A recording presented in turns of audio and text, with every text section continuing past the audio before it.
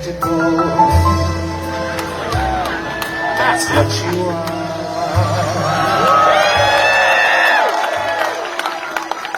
Undetectable, both near and far. Like a song of love that sings to me, how the thought of you does things to me never before. What's your name? My name is Alphonso King Jr. So tell us about your story. I don't know, tell us first about like your growing up, your background, where you're from, and what childhood was like for you. I was born and raised in Tampa, Florida, in the United States. I stayed there until I was like 23. Growing up, I think I've always known that I was gay, and I think my family always knew as well. But it was one of those things that people didn't talk about. I officially came out when I was 16, much to the dismay of my father. I started going out to bars when I was 16. I had a fake ID, and then I eventually moved out when I was 16. So I finished high school on my own, and I took 1 year of college on my own, but then I dropped out. So why did you move out? I moved out because my father was really uncomfortable with me being gay, and he didn't like. I had a boyfriend who would come by and pick me up. He didn't like that, and he was. I'm a junior, and he was very upset that his junior son, who was supposed to carry on his name, was gay. So we butted heads a lot. So what does it mean to be junior? Because I'm from Africa. When you have a junior, it just means, okay, this is the first son. Is that the same junior? Yeah, I'm the second son. I'm the first son with his name. My father has a lot of children. So I just got tired of the rules and the hassles of living my life, and I already had a job when I was 16, and so I went and rented a room from a friend of mine, and I finished school and went to work and did all the things that I was supposed to do. So my parents were 17 when they had me, and they were really young and really irresponsible. So I was kind of raised by my grandmother, and she did go to church until our pastor got caught in a scandal. And we stopped going to church then. We would read the Bible on Sunday. So I bounced around from relative to relative. My mom had a terrible drug problem, and my father had a terrible drinking problem. And so I say that they kind of had cameos in my life. They would show up at different times. And I lived with them both at different times. They were never like together, and when I was conscious of it. They got married only because my mom was pregnant, and she saw it as a way of getting out of my grandmother's house. Religion never played a part in my sexuality. The good thing about my grandmother was that she let me be who I was going to be. So if I wanted to play with dolls, I played with dolls. If I wanted to make up, not makeup, I didn't do that, but like, when the holidays would roll around and all the family was over, I would run and go grab her wig and put it on and do a little show for the family. And that just became a normal thing. Like, they accepted that and no one questioned it. I think as I got older, then, my uncles and stuff started like, oh, what's wrong with him or whatever. But when I was a little kid, they didn't care. I've told a lot of people about how I was raised and what went on or whatever, because there's a lot more to the story. Yeah. But I would say that if you don't know that something is supposed to be bad, or if you don't know that it hurts, it doesn't affect you in the same way that you're thinking. It'll come up later, and it did, much later. But at the time, I was just a little kid being a little kid. And my grandmother kind of did the best that she could. And I went to school. I had toys. I had some friends. But I did all the normal things that kids would do. And I got picked on in school, like most gay kids. I don't know. I just dealt with it as it came. I think it all sort of kind of hit me harder once I got into my teen years, because then it became, a really big thing in school, and trying to find yourself. I knew who I was, but for me, because I'm older, this is the '80s when I was in my teen years, so that was a different time than now. It's not like the kids now. Like when people come out now, there's all kinds of support. There's all kinds of groups. There's even groups in schools, in high schools. They have LGBT alliance groups and stuff like that. That wasn't the case when you came out in high school in the '80s. It was rough, and people were really mean, and you had to have a tough skin. So I can understand why a lot of people hid, but I didn't. I sort of kind of just came out, and I was comfortable with myself. And I had a fake ID, so I was going out. So I felt like I was in a secret club where I got to go out and be, who I wanted to be. And school was just something I had to do at that moment. True. So let's talk about your sex life and your health and dating. What can you tell me about your sex life, dating, and health? Well, let's see. When I started having sex with boys back when I was 8. 8? Yeah. Wow. Yeah, I was sexual back then. But I would probably have to say that a lot of that comes from I was molested as a child. From 8? From the age of 7 until 10. So, do you want to tell us a little bit about that? I was an uncle who was left to watch me, and he really didn't like the fact that I was the first grandchild, and I was taking attention away from him because he was the youngest of my mother's brothers. Yeah.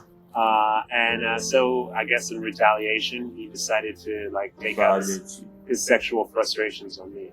And did he later come out as the inquire? No, not at all. And what did you do in that instant? Did you report him to family members? No, I never told anyone. I didn't tell anyone about it until many years later.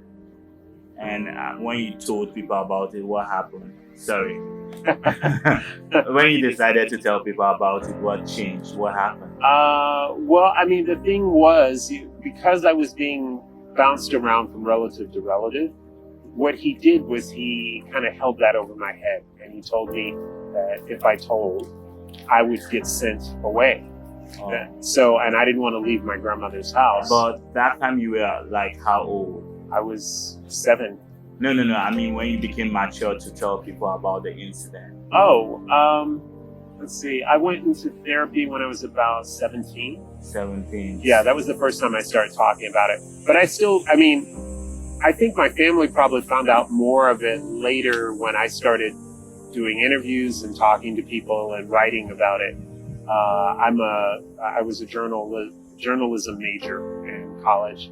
And from the age of 11, I started writing for the local newspaper in Tampa. So I worked for the Tampa Tribune. So I did. The one thing that my mom always told me was to express yourself through writing. Yeah. So that's what I did. So I kept a journal and all that kind of stuff. So still backtrack on yourself, health, and dating. How did that affect your dating life, or it didn't?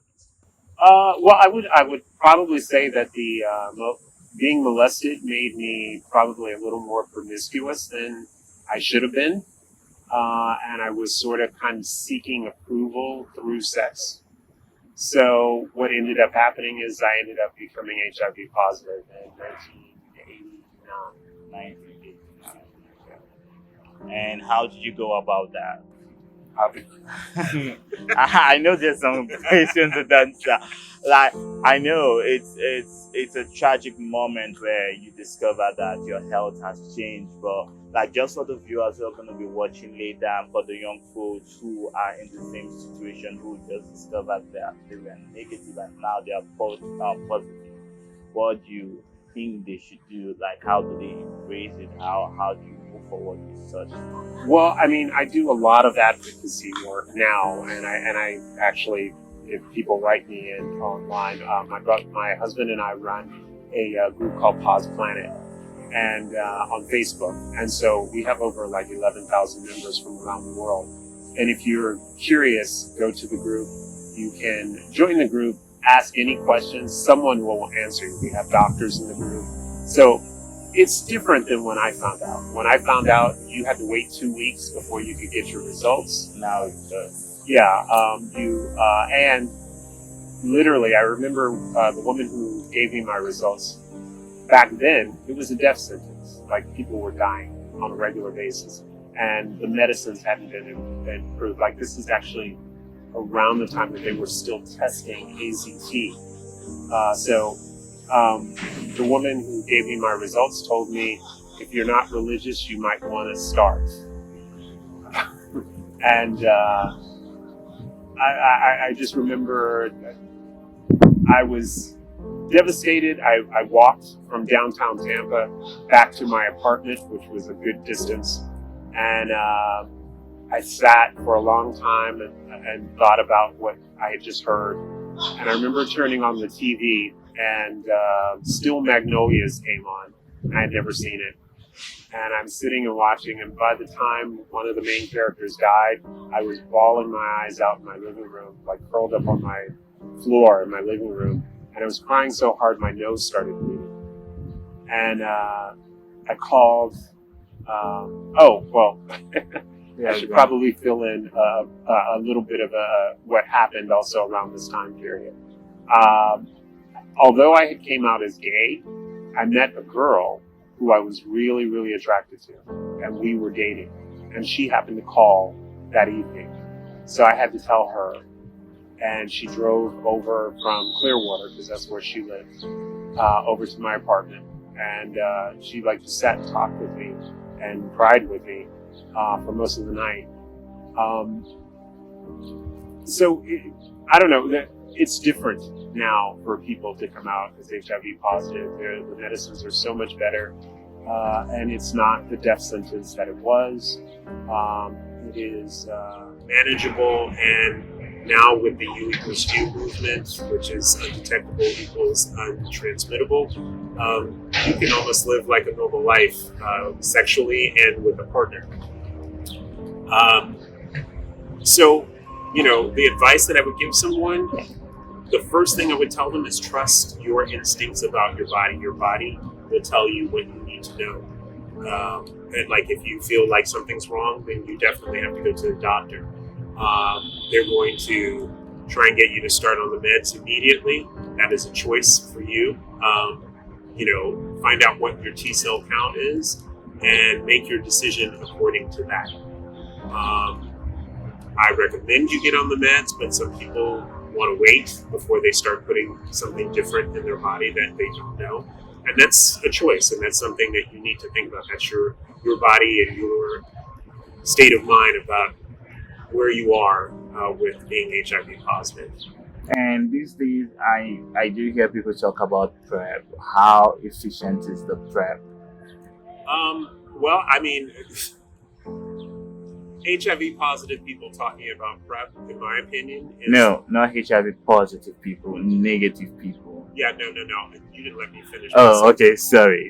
Go on, carry. What I was about to say before I was so rudely interrupted I'm so sorry. was that HIV positive people talking about PrEP is like preaching to the choir. It's, I don't know. I can't tell you what PrEP does because it's not for me. It's not. I hear that it's great and that it helps prevent people from becoming HIV positive, but the problem is that a lot of people who are using PrEP use it recreationally, as opposed to how I do with meds. The same meds that I take make up the same things that PrEP is, but you're taking it preventatively if you are HIV negative. So that means that if you're going to be sexually active on a regular basis, you have to take it every single day, and it has to build up in your system. So for a lot of people, unfortunately, a lot of gay men love to, party and go to orgies and all this kind of stuff and do drugs and drink, and some of them miss their treatment. They don't take the PrEP as often or when they should. So then they end up positive. So that's a thing that I watch a lot in our Pause Planet group, where people, they were on PrEP, but they didn't take it like they were supposed to, and they missed a dose, and they went out and did something, unprotected, and now they're positive.